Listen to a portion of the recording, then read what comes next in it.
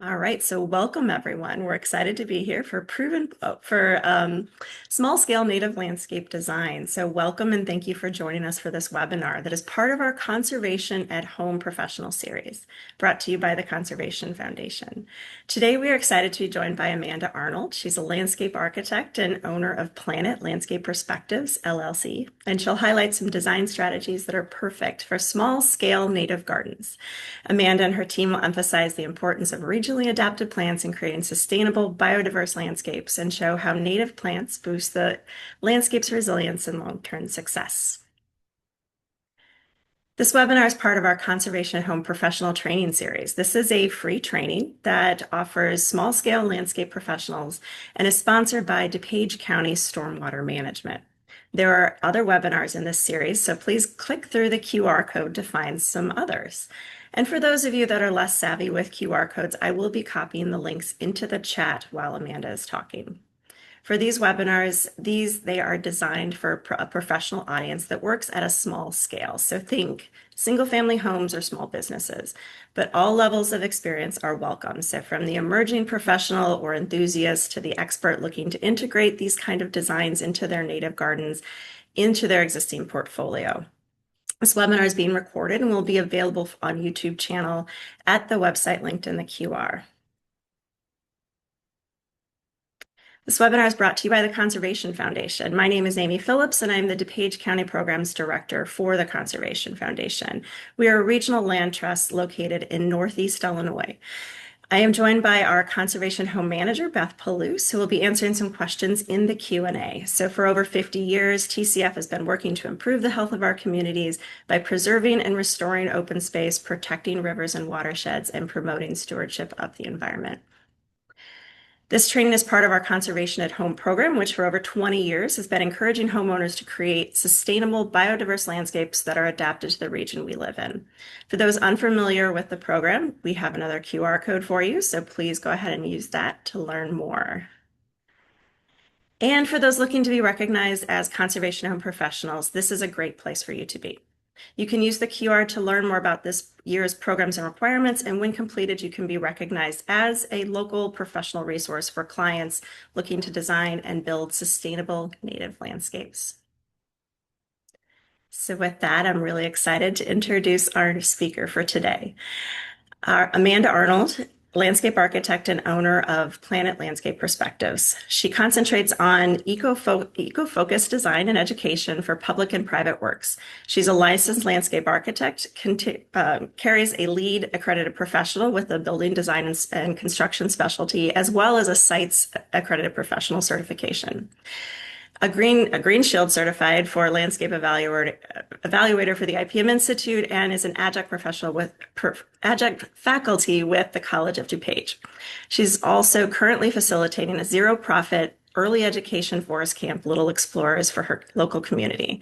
Her past design build experience has helped her to focus her passion and enhance native and natural spaces management and educational management. So with that, I'm going to go ahead and stop my share. Amanda, if you wouldn't mind putting yours up, and I will turn everything over to you. Thank you so much. Thank you so much, Amy. It is a pleasure to be invited by the Conservation at Home program to start professional training about small-scale native landscapes. So thank you for that generous introduction. I'm really excited. I'm going to hopefully keep within our time frame as much as possible. I will do my best. It's fun to talk about this, and so I'm very excited to share what little knowledge I've created over the last almost 20 years in my career to get rid of the messy native that we talk out so we can get past having to start all over in 3 years and tear it out because somebody thinks it's messing and really create a really small scale thriving ecosystem that can move through design, install, and management. So our learning objectives today, I'm not going to go through each one by one, but our big picture that we're going to talk about today is talking about design organization and style and how that relates to native plants, and how we build that and integrate that into our native communities and promote ecosystem services for long-term results. And this is not just for new landscapes, it's also for our existing landscapes. Nothing's usually new. We usually work with our existing parameters. So finding the balance between new and existing and how we can really integrate natives well into the space. Something that we need to talk about before we talk about native landscapes is talking about the fundamental of ecosystem services. And what that is, it's a beautiful, equal, balanced, in this instance, a triangle talking about regulating, supporting, culture, and provisioning aspects. We have to balance this out. And a lot of times our triangle is like the food pyramid, like all of us, we're unbalanced in our lives. So we need to really focus on how we take our landscape and what's existing in it, and we promote these four areas and an equal balance in our landscapes. Dr. Talamy talks a lot about this in Bringing Nature Home really well, and there's many subsequent books that talk about balancing ecosystem services.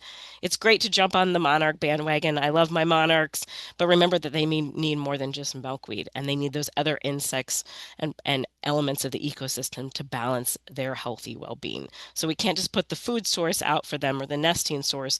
We also have to put those other supporting elements in their ecosystem so they are balanced as well. So what we have to know what plants do. So here's the boring stuff. We'll get it right out of the gate. I think this is the only slide that has a bunch of words on it for you guys, but it's really important that we kind of frame this mindset of sustainable design. So we start with our goals and objectives and really talking to the client and the site. And this is somewhere where we're fitting the objective to the site, not the site to the objective. Um, I stress is like think about what that means. Through the past, 100 years of development in our world, we've really fit the site to the objective instead of really focusing on how the site needs to stay the way it needs to with its needs and wants, and we need to fit our objective to that site. So that's how we develop that sustainable dynamic, and that's how native plants fit into all of this to create sustainability. We also need to promote equitable site development and site use. We need to make sure we can move and work through the site. And this is huge because we forget that after the fact, we put these beautiful spaces out there, but we still have to manage them. So you have to make sure we can get access to the site and actually manage these spaces with pathways so we can get in there and we can weed it. We can access it. We can burn it if we need to, if it's a bigger space. But we need to find those circulation movements through a site. It can't just be this pretty bed that sits out there. It needs to be accessible. Um, Also, we need to talk about not fighting nature and working with her. This is huge with natives. We say, oh, we've got to go back to the purest and put all these pure natives in there. Well, that's not what suburbia is. We've kind of messed with nature and we've altered her. And so we need to go back to being very deliberate in designing planting beds, working with ground covers and lawn alternatives to work with what nature wants to do. How many times have we tried to plant turf over and over again underneath a tree? And how many times does it fail? If you guys could all raise your hands and talk right now, I bet everybody would be screaming this to the mountaintops. So understanding that we can't fight with nature and we need to look for what nature needs to do to cover and understand how it interacts with its space. Also understanding what's physically there already. Um, that if we have grandma's peonies that we love, which I personally do in my yard, it's okay. It fits together as part of that ecosystem. It doesn't have to be something that's torn out and started over again. We need to make sure we're removing the noxious things like Dame's rocket, or unfortunately now in our area, lesser celandine, where we get rid of the noxious things, and of course the ever infamous buckthorn and honeysuckle, but getting rid of those noxious things, but things that are sentimental, things that are working and providing ecosystem value are things that we can work with in nature and work with her. Also promoting physical activity. This seems like a no-brainer, like, oh, I'm outside, I want to do cool things, but let people come in and experience the space. It's all about form and function, and we can't just separate it out from people. We have to make it part of their touching, feeling, experiencing, smelling, sometimes tasting if it's safe, but having that as part of their experience so they can understand that natives aren't just this messy side thing that we're trying to push out, that they're these physical elements that are part of our innate ability to connect with nature. Um, Also promoting minimal management. There's never zero management. We have to get past that thinking natives, we just throw them out there and they do what they do and they're okay. We live in a suburban environment where we have to cultivate the space. So we need to create communities that aid one another. And we're going to talk about right plant, right place a little bit later. And lastly, planning for the microclimate and that native resistant, resilient material. Nothing can be pure. We have to be okay with moving it past to that next step. All right, so now this is the fun part. So we're talking about design, theme, and style today, and we're talking about how we integrate these plants into spaces. And the first one I want to talk about of these three themes is formal natural. So when we're talking about integrating native spaces, coming up with the term, we're talking about formal natural. So it's providing that symmetry, that balance. We're working within structural lines. We're forming it to our very modern architecture that we have now. So we're fitting it into the space. We're using woody plants, trees and shrubs to really create those anchor points and direct the eye. And then we're putting the natives in between. Um, the boxwood hedge below is a really good example of that. And this is further south. This is more in Missouri, but I love this picture at the Botanic Gardens because it really shows what we can do with more messy plants. Lavender in itself is kind of messy. It's not a clean plant. It gets these rough edges, but when we put it in this framework, it looks neat, it looks clean, and nobody's arguing about it. In the upper hand picture, this is a great picture of a very expansive modern architecture estate, but we stuck in native, we have a little annuals in there too, but we stuck in native plants in the cracks in between. It doesn't look messy. Yeah, if you look up close, it's rough around the edges, but the strong lines, those focal entrance, the gold towards the path, all makes it very manicured and stylistic. And when we talk about keeping monochrome, simple palettes, we as professionals, we love our native plants and we want to put as many out there as possible, but we have to pull the reins back when we're talking about formal, natural, and really create um, the space where we are creating a very simple palette. And I really mean that. Like, I know it's hard. It's hard to restrain yourself, but we have to say, let's do one variety of something and this be the focus in the springtime. Let's do one variety in the summer. It's really hard to pull that reins back, especially when you're talking to clients and they're like, I want seasonal color all year round. You can create a more monochrome palette, a very simple palette, and still create that seasonal color in different highlights throughout the yard and not just in one space. So that's how we keep this formal and natural style by really looking at those formal lines and you have to keep it simple. Otherwise, it starts muddying it and it starts getting that scary, loose feeling that everybody hates with native plants. The next one, everybody's familiar with this one. It's the informal natural. So it's what everybody pictures when they think about a prairie. It's mixed up, it's all together. It's these bold colors, it's flashy, it's these big organic lines and drifts. It has this intense depth, but it's very high stewardship. It's something that has to be manicured on a weekly basis. It's great.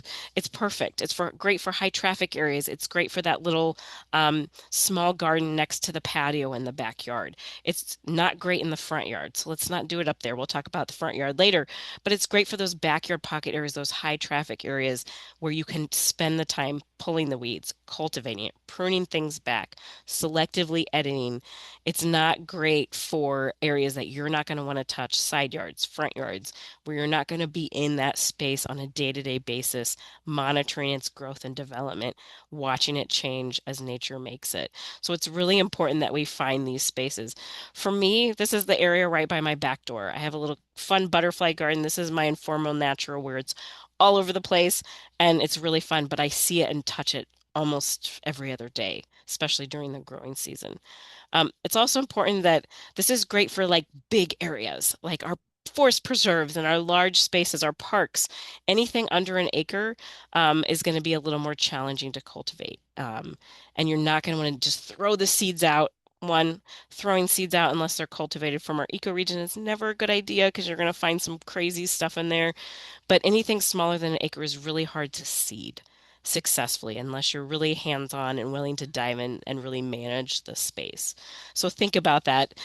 It's beautiful. It's great for our wonderful spaces, but it's going to be a very much high level of management. And if your client's into that or you're going to be taking care of the space for them, that's great. But they have to be going into that with that expectation to create more of the English cottage matrix type gardening, which we'll talk about in a minute. And last but not least, um, this is the last one. It's called organized natural. So organic naturalistic. It's where we blend those two ideas of formal and informal and we pull them together in a very curated native design. It's big drifts. It's what nature does. We're looking at these, even though this bottom picture looks a little messy, it's very curated. So having that organized natural, it's that balance between this is what nature's trying to do, and this is what we can do in our backyards.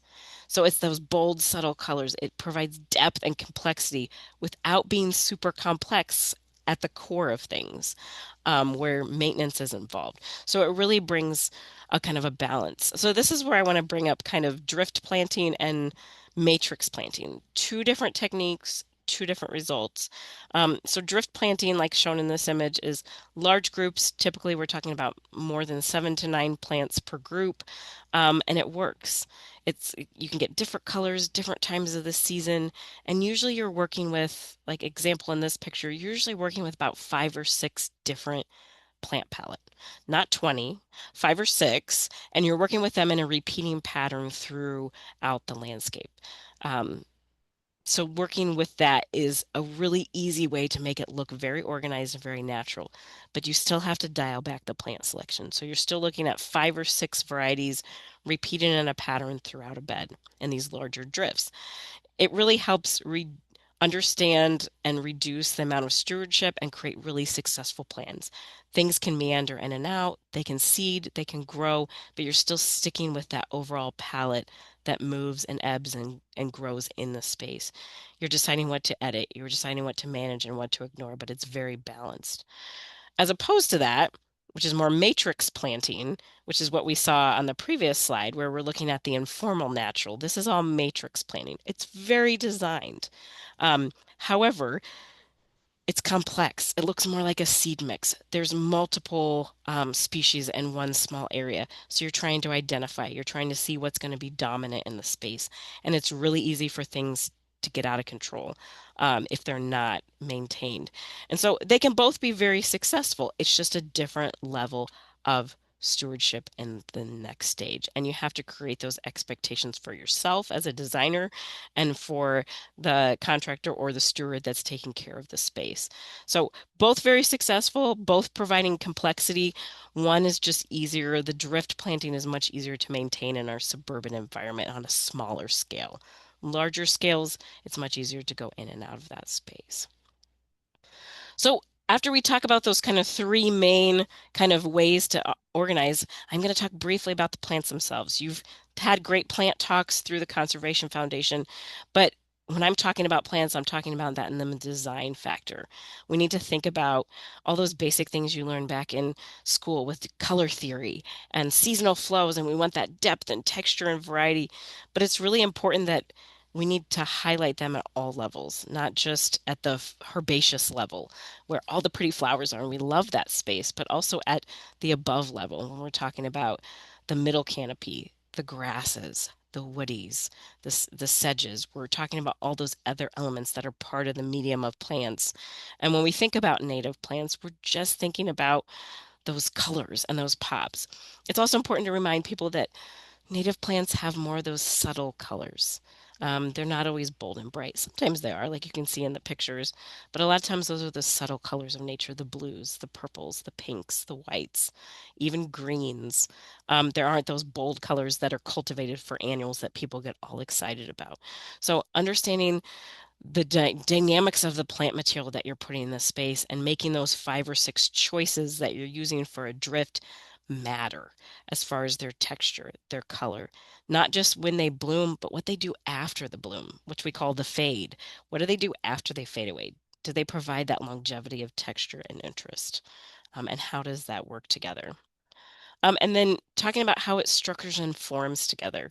How do we anchor it with these woody structures? I love when I go out to houses and we have the tree canopy and then we have the herbaceous layer and there's nothing in between. It really doesn't help anchor what's happening and it doesn't provide that missing piece of the ecological triangle where we really need those nesting birds. We need that middle habitat to really happen so we can get the beetles and the flies and the nesting birds to make all those forbs really pop and be a part of the whole and the ecosystem value. Um, this is also important time to talk about structure. Native plants flop sometimes. Why do they flop? People say, oh, it's because you're overwatering, or that's just the way they are. You have to cut them back 2 or 3 times a year to keep them small. They flop because they're not in the right plant community. Great example of this is like rattlesnake master, really cool plant. Another example here is the asters that are hiding in this corner. They're beautiful structural plants, but they like supports around them. So in this instance, hyssop is around it to kind of hold it up. You have to know what plants do. Really know your plants and how they behave. Asters can look beautiful and upright if you just give them a little bit of woody support or herbaceous support to really make that and pull that all together. Otherwise, they look messy and you have to cut them back 2 or 3 times a year to make them look correct. And so, this is where knowing the plants and knowing how to really play with the medium. It's like an artist with paint. How you mix the paint, how much you mix the paint. That's exactly what we're doing with these plants, knowing how the structure is, how they grow, so you can create that balance. It's also important if you dive into the next level of geekiness, which we all love about our plants, is how those nutrients balance. How does it support the tree structure?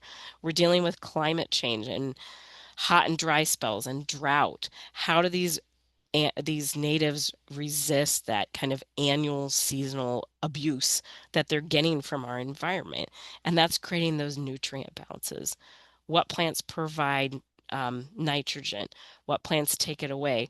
What plants fix this? What are the feeder plants? So it really gets into the energy and dynamics of plants and plant knowledge to know what partners really thrive together and what don't. And so the more you learn, the more you just get excited about it. And we could talk for 5 hours about plants, but it's not just about the dynamics. It's just getting into an understanding that the minute you put these in the right place, it's amazing what the results happen. And I'd be remiss if I didn't talk like 2 seconds about annuals. It's okay to throw some annuals in there as long as they're not going to be noxious and take away from the native plant material. And it's nice to have that little blast of color. Bulbs are good for that. It helps bring everybody into the same dialogue and have that little fun of color. So when we shift from that, we're talking about form function, we're talking about the plant material, and then we're talking about the ecosystem function. So when we're talking about we basically create problems in our suburban environments by building large houses with nowhere for water to go. Um, we put trees in the wrong place. We create problems for ourselves. And the beautiful thing is nature is always trying to fix them and we just need to help it along. So examples of we've created a space where we need a shrub tree border. We've created a space where there's runoff and now we have standing water because the downspout empties right there and floods. We have a space where we have black walnuts. So we have toxicity. Now, what do we do with that? And how do we fix that space as a center icon in the middle of a backyard? So we've created these complexities and the problems, but we need to find the understanding of what that means and how we work together with those problems. Um, these are tight spaces, they're inherited spaces. Um, we can retain that character and provide that depth by looking at not only how to solve the problem, but how to solve the ecological system function of that space. So these are some of those fun areas, those in between garage spaces, that 2 foot section that architects always leave us when they build houses, or the downspouts that drain like 1 foot flat right off the back of the house. What do we do with these spaces? Um, do the research, understand these mini microclimates. They're very unique. You can't just take a beautiful plan that you find offline and say, oh, this is a rain garden plan. I'm going to put it in this space and see what happens. It's a great place to start your discovery, but it's not a place to end your discovery. And this is where we really have to look at ecosystem function. I love this image. We planted the tree first, and you can see it's surrounded by a lot of water. Um, is it high enough? Maybe. This tree struggled. It was a mistake. We learned from these mistakes. So we really needed to add more material before we tried to plant a larger specimen. We needed to get the herbaceous ground layer soaking up some of that water before we tried to put a tree in there. So these are these things that you find out that it's individual microclimates. This worked perfectly at another residence. We planted the tree first, it started soaking up the water, everything was good. This was a unique situation. So we really have to focus on what right situation is going to be for what right plant. And every microclimate is different. There's different wind conditions, there's different rain conditions. You can't copy and paste your plan from site to site and not see the same result. It's going to vary from site to site. You can keep some of those fan favorites in there to start with, but it's always a new discovery, solving these problems and finding great solutions. So speaking of solving problems, we have right plant, right place. Things that you guys already know, passionate about. But I do just want to mention this briefly as making these native switches is super easy and it creates a big difference. So we know our beautiful flowering pear, they're everywhere. There's some great native choices that from a distance in the springtime look almost exactly the same. So they're still producing those same results, but they really add host plants. And one tree makes a difference. I always stress this to clients where they have this, I have clients that come to me that already have this beautiful existing landscape that's not native and they're wanting to switch everything over and tear things out. And it's not always about that. But even changing one tree in a 2 year period, you will see an increase in bees, moths, butterflies, habitat, more migrating birds, birds that you've never seen before. I started that out at my house almost 20 years ago, and I didn't have the money to buy a bunch of landscape plants, but I had enough to buy a few trees and shrubs. And it was amazing after I had a lot of invasive buckthorn and honeysuckle. I started removing that. I put in one tree, one shrub, and it's amazing how just those quick switches make a huge difference to the overall ecosystem value. Burning bush is another one. It's kind of on that shaky invasive list, but one of my favorites is Corylus americana. It's one of those beautiful ones that you can throw in there, and it really gives the habitat for your bird environments. And it has, I'm personally a very cool color compared to the burning bush. Some other options are the Duravillas, which are really fun too. Boxwoods, everybody's favorite choice right now. Um, I love the Ribes americana. It's the currants. There's all sorts of shape, colors, and textures. It has provides a cooler texture. It doesn't require as much pruning. It is a bee and butterfly magnet. It is super exciting. And it's not used as much because the nurseries don't like growing it because it is harder in a pot. It's great to just grow out in the environment and see what happens. And then our lovely pines. Everybody loves the arborvitae, right? And they're great. They're still part of our options. But they both provide food and shelter. And it's great to let these grow larger and natural and keep to more of the straight species as opposed to all the cultivars. And we'll talk about nativars here in a minute. And last but not least, talking about that ground cover. So this is huge. I love this example here of this is what it looks like before. And we had invasives right along the shoreline, and this is what it looks like afterwards. There's still some trees there. Um, but we created this ground cover sedge mat, which is just huge for the space. We talk about removing turf. We talk about removing vinca minor as kind of these invasive things. Turf is invasive. It takes away from the native value of our space. Yes, it has a time and a place, and it's great to use, but there's other ways that we can start ground covering our world again. Sedges are a great way to do that. You can still run across them from time to time. My kids scurry across my sedge area by my fruit trees all the time. They do smash it down from time to time, but it's still very accessible to them. They can run and climb the fruit trees. They can have access to the space, but it's providing cover, food, shelter for that ecosystem value. That's so much better than turf. It also helps amend those soils over time. So by providing that native ground cover, you're amending our beautiful compacted clay soil in the Illinois region. Um, that gives it that new breath of life and helps those microorganisms start activating what they need to be doing in our native clay. So when we talk about sedge suppression and all this fun stuff as ground cover, we have to talk about ratio planting. And what is ratio planting? So this is where native plants really thrive if we really look at ratios in the landscape. And ground cover is a perfect example of this. This is a school. It's an area that doesn't get seen during the summer months, so it doesn't get touched, or very little because nobody's there and nobody wants to deal with it. So this is an area where we really looked at what's called ratio planting. So 70% sedges and grasses, 30% forbs. It was a really easy ratio to provide planting for the space because we knew it wasn't going to get touched during the main growing season. It provided that competition in heavily trafficked areas to get rid of the weeds. It's an inner courtyard space, so it gets all sorts of weed seeds blown in from this space. But when we talk about ratio planting, it's really reducing those forb accents and providing those big pops of color. You can see in this corner we have a big swath of Jacob's ladder that's popping out, and the rest is pretty monoculture right now. It's that green tones and colors. But by creating ratio plantings, we're really looking at that balance of management and stewardship, and actually looking at one or two plants that we're spotting in throughout the season to really make that color pop and accent. So sedges is perfect for this, especially in those high traffic or highly abused areas. Sides of houses is great for this, along driveways. In commercial areas where we're not touching it on a day-to-day basis, it's not a living residence where people are touching and feeling the plants on a day-to-day basis.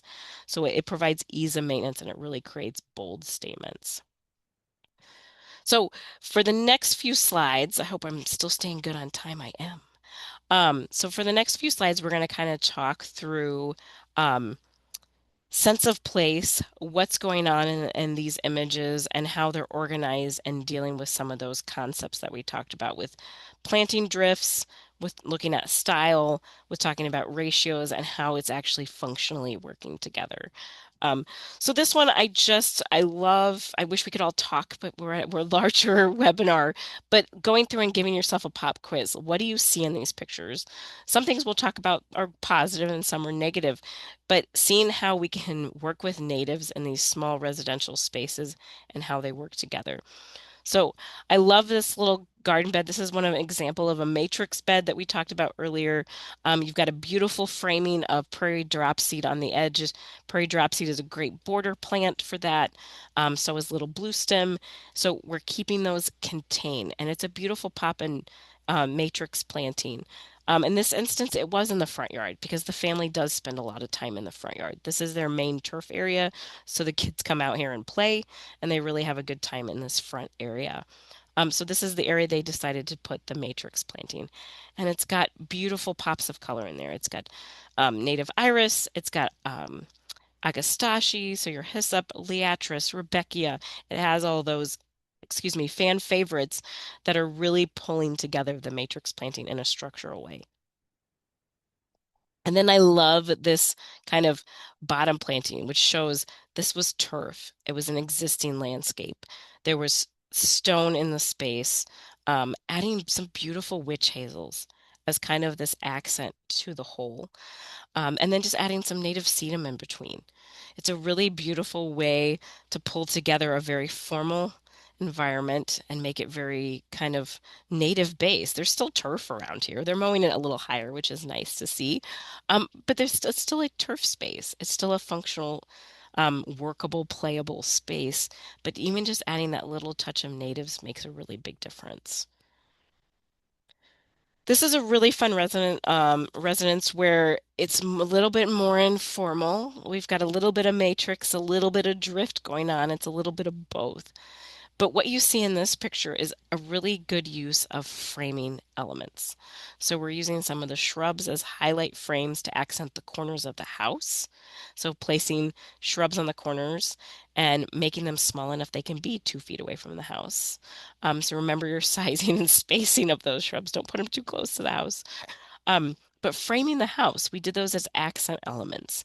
And then pulling away and having the sedges frame the sidewalk with stonework, having the water coming from the gutters pop out into these spaces, using the stone as a framework for moving water around. And then framing that with some of those larger, big, beautiful, bold natives like your Baptisia, where it can kind of create this natural hedge. Sure, it dies back in the winter and blows away like a tumbleweed, but in the summer, spring, summer, and fall, it creates this beautiful hedge appearance, which has a bold bluish color, and it can really frame out kind of the chaos that's going around it. You can see some prairie smoke here, some echinacea. It's really providing that backdrop so the echinacea doesn't flop, and give it really some breathable space. So when we're working with natives like that, we really have to focus on that structure first, and then we can put the cool accents of those fun natives that we all love. This is much more informal. So this is a little spot, and you can see the great conservation at home sign in the background. But this is drifts at a really small scale.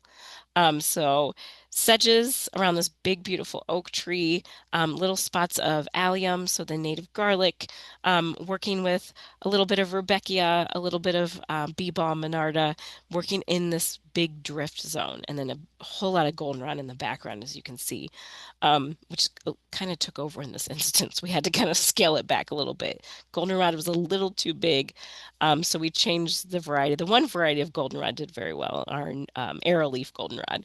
Um, but more of our larger species kind of took over the space. So lessons learned. It was great. It was functional in this space, but it needed more competition. So we needed to add some more. We added some, in this instance, we added some panicum grass on the side here so it could compete with that goldenrod and kind of keep it at bay. And it worked really well. Initially, we kind of messed that one up, but that's where learning about how plants work together, how they grow and expand is so important in the course of things. So you can understand how those drifts can compete and push each other back and forth. So you're not getting this clash and this movement. So there's still a clear design method. And again, even in this small scale, this is a very small scale bed, we're still only looking at about 6 or 7 species of plants total. And we still get color from late May or early May to mid-May, all the way until October. So it can be done with just a small, simple palette of plants and still create those bold flavors. This is one that's highly matrix and highly specialized, and you can see there's a few things that aren't quite native in here. You'll see some annuals in here too. This is one of my clients' really cool matrix garden, and you can see the mix. She loves certain things. She loves lantana. That was from her mother, as far as that memories when she was young. So she has some of those things in this space. It doesn't make it any less effective. It's amazing how this bed just hums in the summertime. And so it's exciting that she just added these few little native plants. She still has garden phlox in here and daylilies, and her grandmother's iris. Those are all more you see in the foreground. But what we decided to do in the background was add those little hints of native and how now all of this is starting to work together as a matrix system and really shine. So it doesn't have to be tear out and not work with existing. We just added 3 varieties in this instance, 3 native plants in the background, and it really made an exciting pop to just hear this thing hum all summer long. So work within those existing parameters, spot in those annuals when the client wants those, but keep to that palette and understanding. The rest of her yard, very simple palette, big drifts of things. This is her kind of her grandmother's garden spot where she has those memories. And going back to I wanted to show this picture again in the spring. This is the black walnut garden. And mostly it's shrubs. You have this is the statement in the middle of this backyard. You have these beautiful, almost 80-foot tall black walnuts, um, and nothing in between but turf. And so this is an instance where how do you frame the space? How do you understand the framework of what's going on? We needed to create this understory canopy. So it was mostly focused on shrubs and then a ground cover. There's no forbs in this space. It's just ground covers. And it's really working with the existing. And you can see in the front here, there is some Vinca minor in here, which it was a part of the existing bed. We slowly filtered that out as time goes on. But we didn't tear it out at the beginning. It was functional, it was covering, it was suppressing weeds. We started getting everything else established, and then we slowly cut it back. It's not an all or nothing situation where we have to um, go through and just rip it all out and start over. It was serving a purpose. It was soaking up a little bit of water in that corner. It was also suppressing weeds at that point. And so it made more sense to get the trees and shrubs established, then start peeling back the ground cover.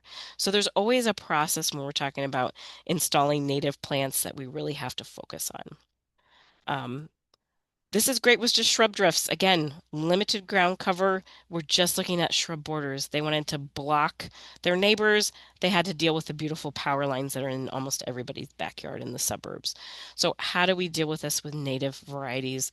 How do we still create that seasonality? And how do we really focus on those evergreen heavy areas with the views that we want to block in the wintertime, but leave open for these really exciting native deciduous choices? And I love this image. This is what happens when you overplant at the beginning. Beautiful native roses in this instance, some elderberry. They were very excited about getting things big and in the ground. And we did have to do some thinning out in this instance, but it created a great instant block to their neighbor's driveway and the telephone pole. So understanding that balance of it's great to have shrub drifts, but remember shrubs are a lot bigger than perennials and forbs. So they need a little bit more breathing space as they drift through the landscape. Um, Last but not least, this is kind of matrix drifts. Beautiful a mix between matrix and drift planting. In the foreground, you're seeing more matrix. In the background, you're seeing more drifts with this large spot of um, Rudbeckia and Echinacea. We did those on the edges. That was at the edge of the intersection. So we did the drifts on the edges of the intersection to really formalize the intersection, and we did the matrix planting further in the landscape. Um, so think about where the views are and how you're structuring the space. This is a great example of drift planting. It really made this narrow Chicago lot pop by putting these interesting trees to kind of bring scale down and these really repetitive drifts. There's only 4 plant varieties in this space. So it's not a huge diversity of planting, but it's a dynamic diversity of planting. And that's what you have to remember when you're working with native plants. Another beautiful example of drift planting and how it works together, how you can distinctly pick out the different zones and planting. And this turned out to be a color garden, which was really fun. We separated it in red, blue, and yellow as a kind of a paint palette, and it was really a fun planting to see how each area had something blooming in the same color at different times. Again, we were still only working with a 7 plant palette in each color section and how that matures and develops over time. So you could keep it very formal. You could keep it very balanced by working with lines and forms with these native plants. And this is how drift planting is successful. When you see this in the spring with the prairie smoke and the geranium, and you just get excited about being in the space. So before I run out, I have a few more minutes. Before I run out, I briefly want to mention just some management and stewardship. Um, it's all about what you want to do. It's not about what the design can do for you or what the client wants. It's all about what's going to happen after it gets installed. So understanding the level of maintenance. These are 2 very different homes. This is a beautiful oak savanna front yard. This is a very formal modern building. Our new residence, it was a renovation. Drift plantings all the way, very easy maintenance, very easy to identify, working with the existing contractor to identify species and know what to do where. The bottom is very much matrix planting, but still has some beautiful big drifts in the front. It is high, I mean, there's no turf. It's highly needs that monthly management to come in, know what to avoid, know when to time what out, know when to edit and ignore. So, native management and stewardship is all about knowing what to ignore, what to focus on, when to do it is huge when we talk about getting rid of seeds and timing with all of that and understanding how it ages over time. We also have to be a little selfless as designers in this aspect that native plants move and do their own things. So we have to stay true to design, but we need to be flexible in that. And so do our clients, that things are going to shift a little bit and how we manage that needs to be okay. Something might take over a little bit in a drier season, something might shine a little less or shine a little more. So we have to know that expectation going into designing native spaces, especially small scale spaces. How are those going to change over time? If you're only looking at 3 or 4 species, you need to create that balance that will stay fairly true over time. And then talking to them, it's a funny situation, but talking about the costs. You're really saving time and money if you focus on how you design the native plants and keep them in that neat clean perspective of organization and form and function. So these are a couple resources. I know this is going to be shared with all of you after the fact. Some of those go-to things that I like to take a look at when you're looking at those basic principles and practices for kind of understanding those various functions. So as I wrap up in my last few minutes, I'm staying really close on time. I just want to give you some tips and tricks to remember when you're looking at designing with small scale native spaces. Um, Looking at plant communities, understanding your plants, I can't stress that enough, is understanding how they utilize form and function is so important. And understanding when to use matrix planting and when to use drifts. And being very strict to say no when you need to say no to that high diversity in areas that you know is not going to thrive in the long term. It's okay to use the word no. It's okay to tell why and educate why you have that conversation saying, I want this to be successful. I know these plant communities work well together. And if we simplify this just a little bit, you're going to see results that are just going to wow you. And so that's the longevity and the educational conversations that we have to be having when we're talking about native sustainable landscapes.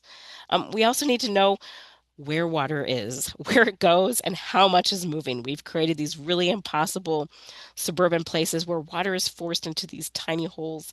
And so we need to know that they're going to find the path of least resistance.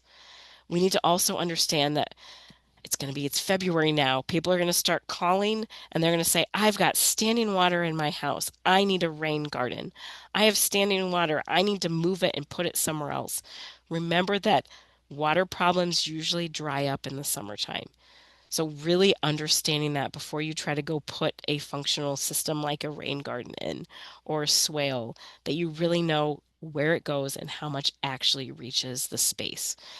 People always get excited in the springtime about water, and it's really important to know what that looks like over time. And using the right plants in the right place, because that's when you put in what you seem to be quote unquote wetland plants, and you really need prairie plants that can deal with seasonal wetness. Two different things. So making sure you understand those water loads.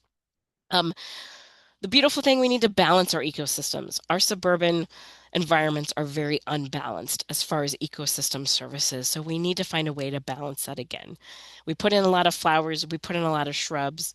We neglect our trees because we don't have space for them. But there's a lot of native, smaller shrubs. This is where I talk briefly about nativars. You can be for or against nativars, but in some instance, look at the research that's come out. Pick the nativars that still do have fairly decent ecological value and use those where is needed. Try to avoid those nativars that are being produced for color, changing color. Look for nativars that are mostly changed size. Those are going to retain a lot of their ecological services, as we found out in wonderful research taking place right now. And those can be used in those suburban environments to create at least a average level of quality to the ecosystem as opposed to non-native choice. Um, Next, we're talking about individual microclimates. Make sure you're treating every area as unique and finding those treasures. It's really exciting. I have one client that I work with for several years. She has 13 different microclimates in her little quarter-acre yard, and they're fantastic. She has areas that bake in the sun in the summer. She has areas that are wet. And we've worked through each individual section, and it's really exciting to see what works and what doesn't. And I failed in her yard. I've had many failures in her yard because her house is so unique with the way it's structured in her subdivision. But we have to take each section as and learn those lessons. It's really important after we create these beautiful spaces that we go back and see how nature changes over time. Take the time. We're all busy. We have lots of things to do in our life, but take the time to see how nature changes in those designs and what you can learn from it. Um, Natural and native alternatives, we talk about natives as much as possible, but know your site limitations and the stewardship limitations and know what can be practical and what cannot. And then finally, balance the environment with humans. Fit the objective to the site, not the site to the objective. Understanding right plant, right place, but more so to that, the objective. Fitting that to the site and not the site to the objectives. And really be deliberate about curating those specific design selections. Be limited, be creative, and don't be afraid to say yes and no and keep learning. So I really appreciate everyone's time today. I'm sorry I went a few minutes over, but it's just an exciting topic to talk about. We're right on this beautiful um, presence in our landscape where people are looking for sustainable solutions. We're educating ourselves about these beautiful plants that have been around for hundreds of years, and we're trying to find how they can fit in our suburban environments in a very meaningful way. So I'm excited that you all joined me today. All right. Well, thank you so much, Amanda. If you wouldn't mind stopping your share, I'll go ahead and share our Yes. feedback slide for the end. All right. We should go ahead and show that. So thank you again to Amanda. Thank you to DuPage County Stormwater Management for sponsoring this webinar. We'd love to know what you think. And so I just want to put that up there while we answer our live Q&A. So there's lots of great questions in here. And I'm going to start with one. For that 70-30 ratio that you talked about, what sedge species are preferred for something that is like that inner courtyard that looked relatively sunny? So, inner courtyards are great spaces because they usually have sun and shade. So one side usually gets shaded at certain parts. So doing some of those mid-level sedges that can handle that, um, Carrick's, I mean, it's not an exciting sedge by any means, but Carrick's blanda, it's bland for a reason, but it does have its point. It makes other things pop around it. Let's put it that way. It's a nice backdrop. Carrick's brevior, if you're looking for something a little taller, but you have to have something that's going to transition in that sun and shade. Carrick's brevier does really good until it gets into a little bit more deep shade. So we saw that it kind of skirted away from the edge of the building, and we kind of had a maintenance path, which actually worked out pretty well. That was a happy accident. So when I say plan for maintenance paths, it really is important to do that and not accidentally stumble upon them. But both of those will do fairly well in that kind of mixed situation. But you'll notice that unless it's a true shade sedge, it even the sun sedges that say they can go into the shade tend to creep more towards that middle sun level. Okay. But but you can mix two sedges together. You can do simply a monoculture of sedge. In this instance, we mixed a couple together because we had the drastic sunshade, and that worked pretty well. And you can just saw where they kind of stopped and overlapped in between. Related plant question. What shrubs do you prioritize under black walnuts? I know in my yard I went with smooth hydrangea and black chokecherry. So you just have to do some research to see which ones will work. And both of them are very happy, but do you have any favorites? Those were the two that we used in that instance. Those were great. Um, Great choices. Red buds actually do pretty good underneath them. They don't have any major dieback issues. We also did some St. John's wort, which struggled a little bit because some of the cultivars you have to go with this true. This is an instance went with a nativar, and it wasn't as durable to that situation. Yeah, I mean, the native plants in general, they're adapted to it. So you just have to do some research for jug loan tolerant, and then all of that will come up. Um, and then this is actually a fun one. Are there any perennial vegetables or fruiting trees that you regularly work with? So this is a question that could take probably 4 or 5 hours.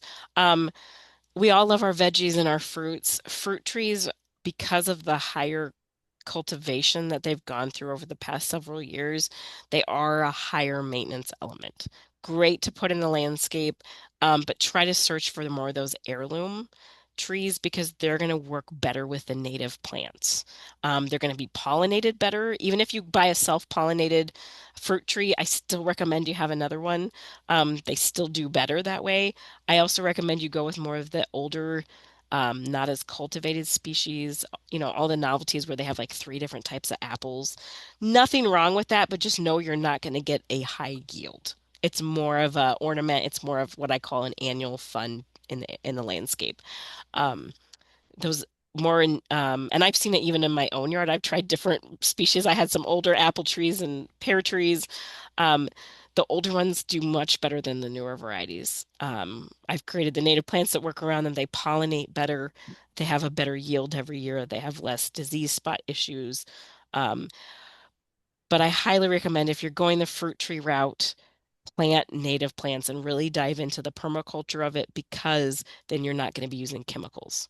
Um, to Well, help keep and them fruiting safe. shrubs as well, because I've got elderberry, Fruiting black shrubs, chokeberry, serviceberry. Those are all shrubs slash shrubs, understory story trees, and they're trees. fantastic.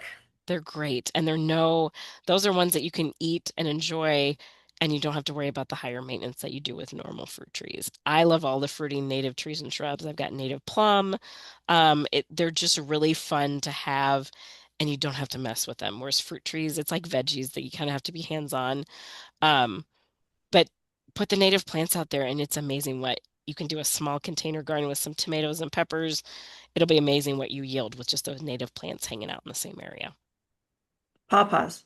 That's another one. I love Native. pawpaws. You got to be patient Yeah, with well, that's pawpaws, what. though. You got to be Yes, patient with pawpaws. exactly. All right, backing up from the plant selection, which I know is always very popular. How do you determine a microclimate? That is a great question.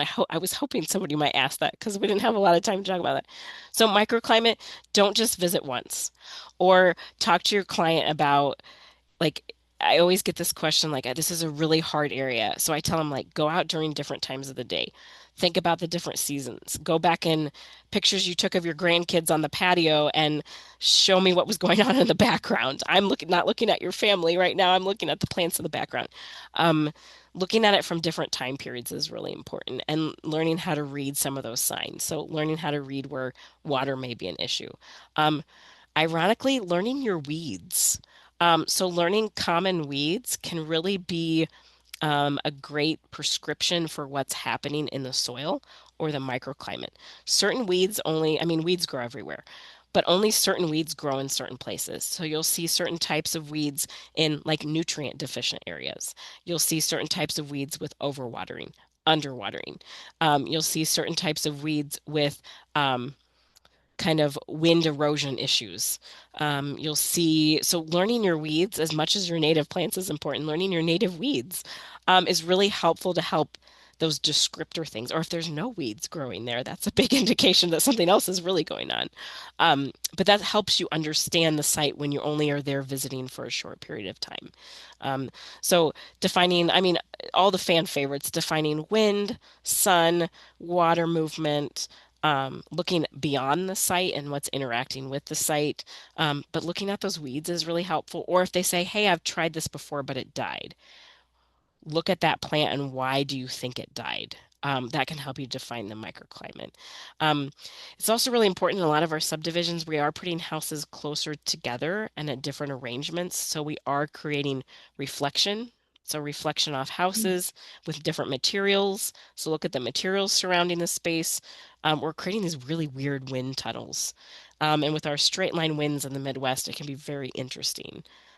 So th looking at those things, it's not a one size fits all, but really focusing on the details of the space and learning your weeds is really effective to that. Yes, so I will be Googling Creeping Charlie to see why I cannot get rid of that. Eat it. It's a great thing to eat. It's very nutritious. Creeping Charlie goes pretty much wherever it feels like, but it is a very nutritious. And part of the reason why we're seeing a lot of Creeping Charlie in yards is usually nutrients. So we've done a lot of fertilizing of our turf over the years, and so it's trying to correct itself by growing creeping Charlie. It was actually Right. a really, I talked to one of my biologist friends about that. I was like, why do I have creeping Charlie everywhere? Um, and that was her answer. It's because it's trying to replace the turf and make it ecologically sound. So it's doing what it's supposed to do. It's just really irritating to the rest of us. Vinegar works All really right. well, or eating it. One last question. Sources for native pines in Illinois. Where do you get your pines from? We could talk about Possibility Place, I'm sure has them. They gave our webinar last week, but if you've got any other suggestions as well. They're hard to find. Mm. They're hard to find. Possibility Place has some good one. Johnson's Nursery up in Wisconsin has some great ones. Um, but yeah, they're not as popular just because the cultivation process in the nursery setting is a little more labor intensive, and so it takes a little bit longer to get to that stable space. There are fast growers though, so they grow just as well as anything else. But it is harder to find them. It's a slower process. So Okay. keep asking for them, and the nursery growers will be happy to start growing some more for you. All right. Well, thank you so much, Amanda, for all of your time. Thank you Thank for you. everyone for attending. Thank you to DuPage County Stormwater Management for their support. Please use the QR to let us know how we did. And hopefully we'll see you at an event soon. Thanks again. Thanks so much.